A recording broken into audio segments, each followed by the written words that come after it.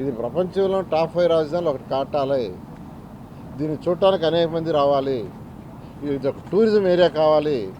దీనివల్ల ఎంతోమందికి ఎంప్లాయ్మెంట్ రావాలి. ప్రజల యొక్క ఆర్థిక స్థితి పెరగాలి. ఈ రాష్ట్రంలో ఉండే ప్రజల ఆర్థిక స్థితి పెరగాలి. ఏ విధంగా అయితే హైదరాబాదుని డెవలప్ చేస్తే తెలంగాణకు వచ్చే ఆదాయంలో మెజారిటీ హైదరాబాద్ నుంచి వస్తుంది. ఆ వచ్చే ఆదాయాన్ని అన్ని జిల్లాలకు పంచుతున్నారు. అదేవిధంగా రేపు ఇక్కడ వచ్చే ఎకనామిక్ యాక్టివిటీ వల్ల ఆ వచ్చే ఆదాయాన్ని అన్ని జిల్లాలకు 28 జిల్లాలకు పంచుతాం.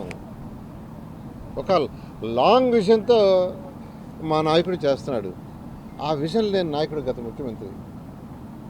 విజన్ ఉండాలండి. ఒక ముఖ్యమంత్రి అంటే ఒక విజన్ ఉండాలి. విజన్ లేకుండా కేంద్రం ఇచ్చిన ప్రాజెక్టు కూడా పూర్తి చేయలేదు, అయ్యే వదిలేశారు. కేంద్రం ఇచ్చిన ప్రాజెక్టులు అమృత్ 1 కావచ్చు, అమృత్ 2 కావచ్చు, స్వచ్ఛ భారత్ కావచ్చు, ఇలా అసలు ఆ ప్రాజెక్టే వదిలేసిన వాళ్ళు. అసలు వాళ్ళకి మాట్లాడే హక్కే లేదు. నేను చాలా క్లియర్గా చెప్తానండి. ఎవరు ఎన్ని మాట్లాడినా అమరావతి క్యాపిటల్ సిటీ చెప్పిన ప్రకారం 2028 ఆగస్టు నెలకి ఫస్ట్ బేసిక్ ఇన్ఫ్రాస్ట్రక్చర్ క్యాపిటల్ అనేది it is a continuous.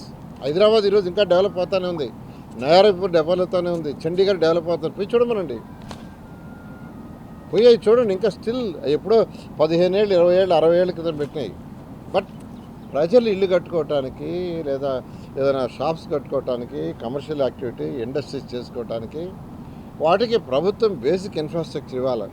Road, drains, water, sewerage, water treatment, reuse, electricity, ఇవన్నీ ప్రభుత్వం బాధ్యత. We are doing that one. ఇది 2028 ఆగస్టుకి బేసిక్ ఇన్ఫ్రాస్ట్రక్చర్ ఖచ్చితంగా కంప్లీట్ చేస్తాం.